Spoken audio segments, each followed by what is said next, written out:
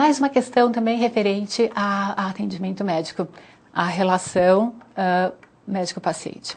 O médico pode deixar o responsável assinar o termo de responsabilidade para retirar o paciente do hospital? Bom, temos vários casos aqui, casos em que o paciente pode ser transferido, casos em que o paciente não deve ser transferido, mas a família quer. Qual vai ser a posição do médico que é responsável por aquela internação? Então, o médico que internou é aquele que vai ter de decidir como proceder. Vejamos. Não havendo indicação de transferência, o médico deve negar a remoção do paciente, fazendo constar no prontuário. Caso haja resistência por parte do paciente ou dos familiares ou responsável, deve relatar o ocorrido no prontuário. Tal negativa fundamentada deve ser relatada à chefia imediata. Então, o médico ele não deve dar alta àquele que não pode sair do hospital, ou ele deve recusar caso o paciente não esteja suficientemente estável para ser transferido para outro hospital. E mesmo havendo insistência do próprio paciente ou dos familiares, enfim, o médico deve se recusar. E aí ele pode transferir essa responsabilidade para a diretoria ou compartilhar essa responsabilidade com a diretoria. Lembrando-se de que o mais importante é o paciente. Não são os familiares, não é? Não existe nada mais importante do que a saúde dele. Então, se aquele hospital é de agrado ou não dos familiares, isso vai ficar para um segundo momento. O primeiro momento, o que importa é a saúde do paciente. Em caso de menores de suspeita de risco de morte, deve o médico comunicar o conselho tutelar, a promotoria de justiça ou requerer a presença da autoridade policial. Bom, vejam, então nesse caso, eu não tenho um paciente querendo ser transferido, mas um paciente menor, alguém está, por ele, decidindo o que deve ser feito em relação à sua saúde. Então esse é um caso em que uma autoridade tem de ser chamada. Ou uma comunicação com o conselho tutelar, todos os hospitais possuem o telefone do conselho tutelar. Pode-se procurar o promotor de justiça da localidade para dizer que aquela criança ser removida, ela apresenta risco de morte. Se ela apresenta risco de morte, a justiça vai intervir para não permitir a transferência. Se um paciente evadir-se do hospital, a conduta do médico será de acionar seu superior, o qual comunicará à autoridade policial, lavrando-se a ocorrência. O nosocômio continuará responsável pelo paciente. Então vejam, eu tenho um paciente internado no hospital. Se ele está internado, ele está sob a responsabilidade do médico e da equipe do hospital. Se esse paciente se evadir, o médico foi passar a visita, o paciente não estava lá. Qual deve ser a conduta dele? Imediatamente buscar o seu superior, informar o ocorrido, e o superior, o diretor, ele deve imediatamente acionar a autoridade policial, uma autoridade policial para que se busque esse paciente. Bom, mas e se acontecer algo com esse paciente nessa fuga, nessa evasão dele, enquanto ele estava fora? A responsabilidade será do hospital. Aqui eu coloquei do nosocômio, porque nem sempre é o hospital, pode ser uma clínica, um consultório, enfim, um hospital de algum lugar em que aquele médico esteja internado e ele, por conta própria, decide que vai embora. Então, o hospital continua responsável por esse paciente, porque não zelou para que ele estivesse bem cuidado dentro do hospital. É responsabilidade do hospital e, obviamente, dos funcionários que nele atuam, guardar o paciente. Aquele paciente está sob os cuidados do hospital. Consequentemente, o médico que internou também pode ser responsabilizado. Uma outra questão que preocupa é a questão do assédio sexual. Existe assédio sexual dos dois lados, não é? Tanto do paciente em relação ao seu médico, né? Existe uma transferência de desejos, transferências de ideias que muitas vezes são compatíveis, transferências de problemas domiciliares que o médico, por sua vez, acaba por ouvir, que é a função dele, ele está na função dele ouvir aquela paciente e dar os conselhos que nós dissemos no começo da aula, que é uma das obrigações do médico e é o que o paciente espera, mas aquele paciente pode entender de uma forma diferente. pode entender que o médico está interessado. Então eu posso ter o assédio por parte do paciente. E eu posso ter o assédio também por parte do médico, né? E é muito difícil para um médico, principalmente médicos ginecologistas, né, serem acusados de assédio sexual, quando na verdade eles estavam fazendo um simples exame de toque, por exemplo. Então eu vou ler aqui algumas situações, essas situações para vocês. O médico deve realizar o exame clínico sempre com a presença de um atendente ou acompanhante.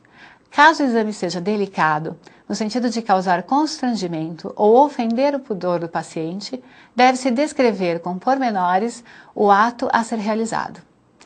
Se o médico explica para o paciente o que ele vai fazer, né, como vai ser feito o exame, um exame de toque retal, por exemplo, é algo que constrange o paciente? Constrange.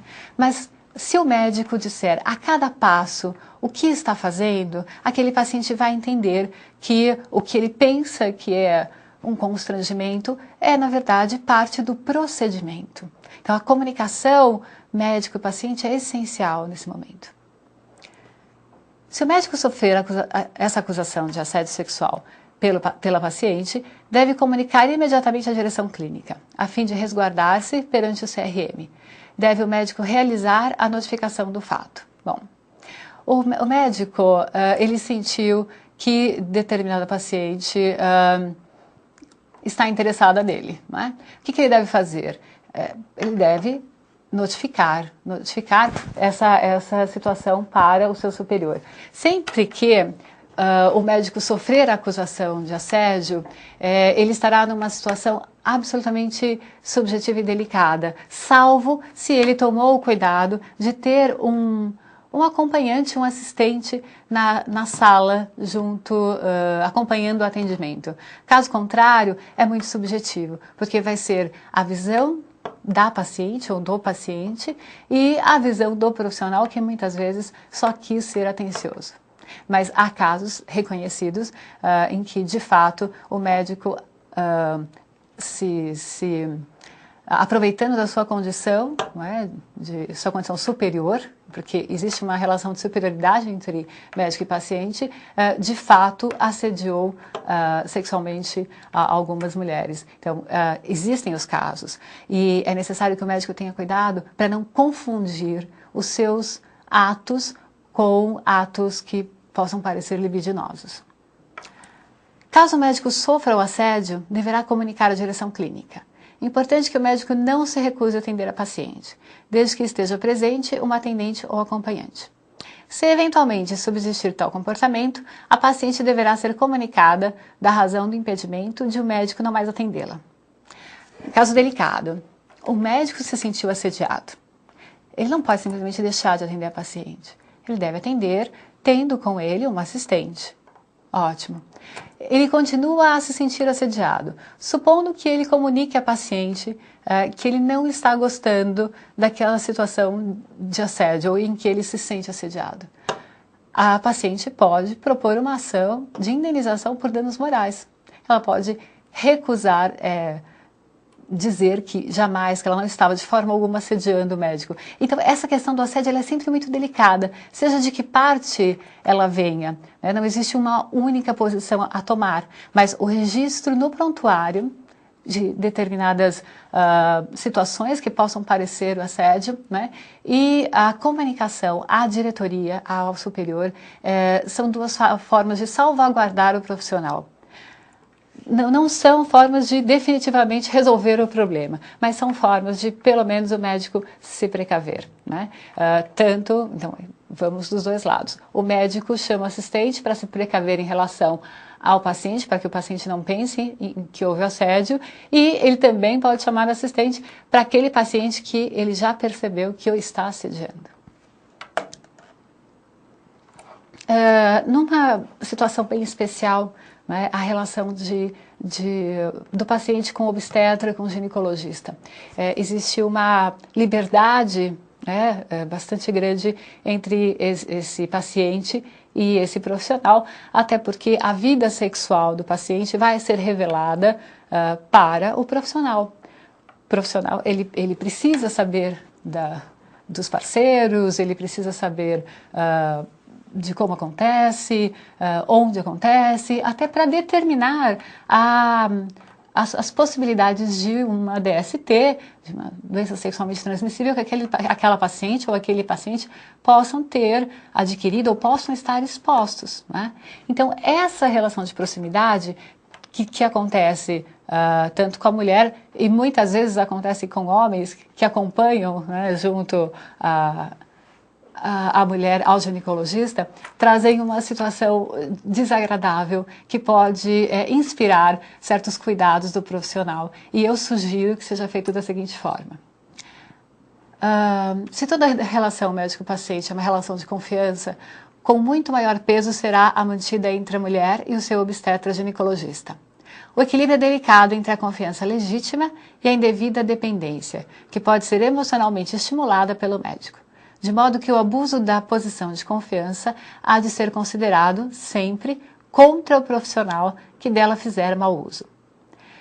Entre tantos exemplos que poderiam ser lembrados acerca do abuso de confiança, põe-se a questão do aborto, que do ponto de vista jurídico deve ser perspectivado de 4 distintas angulações, a saber: o aborto criminoso realizado a pedido do paciente, o aborto também criminoso realizado sem o consentimento da paciente, o aborto legal, legitimado pela lei nos casos em que ficar caracterizado o estado de necessidade para salvar a vida da paciente, sacrifica-se o feto, e caso de estupro também. E, por fim, o aborto legitimado pela jurisprudência, quando é cometido o feto por anomalia grave irreversível, devidamente certificada. A intimidade, então, desse médico com a paciente pode fazer com que a paciente peça para que ele realize um aborto sem um motivo justificado, sem que ele seja lícito. Esse médico ele deve ceder à proximidade, à intimidade que ele possui com essa paciente e realizar o pedido dela. Se ele o fizer, ele estará incorrendo em um crime, não é? E ele será responsabilizado por ter assumido esse risco. Muitas vezes o médico está cansado pelas várias horas que ele trabalhou no seu plantão e depois seguiu diretamente para o consultório, para atender aos seus pacientes, digamos, particulares ou aqueles de operadoras credenciadas. O médico, quando percebe que está cansado, ele deve trabalhar. Ele próprio se avalia e se coloca na condição de quem não está em condições. Ele deve, mesmo assim, atender seus pacientes? Não. O médico que não tiver condições físicas para o trabalho não deve fazê-lo, sob pena de ser imprudente. Caso a instituição o obrigue ou seja conivente com essa prática, ambos podem ser responsabilizados. Então, é uma situação em que o médico ele vai correr um risco maior, porque ele vai estar mais desatento, o organismo mais debilitado, certamente ele vai pular etapas do atendimento, não vai realizar uma anamnese corretamente, porque a sua sensibilidade ela vai estar alterada pelo cansaço físico, não vai ser realizado o exame clínico com todos os pormenores que deve ser realizado, porque esse médico, ele próprio está exausto, fisicamente e mentalmente. Então, o médico, neste momento, tem de usar o seu poder, a sua autonomia e dizer: eu não tenho condições de atender esse paciente. Bom, mas e os pacientes vão ficar sem atendimento? Não. É um problema da diretoria conseguir um outro profissional para que ali seja colocado em lugar deste que não está em condições de fazê-lo. E esse que não está em condições de fazê-lo não deve ceder de forma alguma a qualquer tipo de ordem em sentido diverso, né? Então, decidiu que não está bem para atender, não continue. Bom, a conclusão a que nós podemos chegar. Quando a relação médico-paciente é marcada pelo respeito,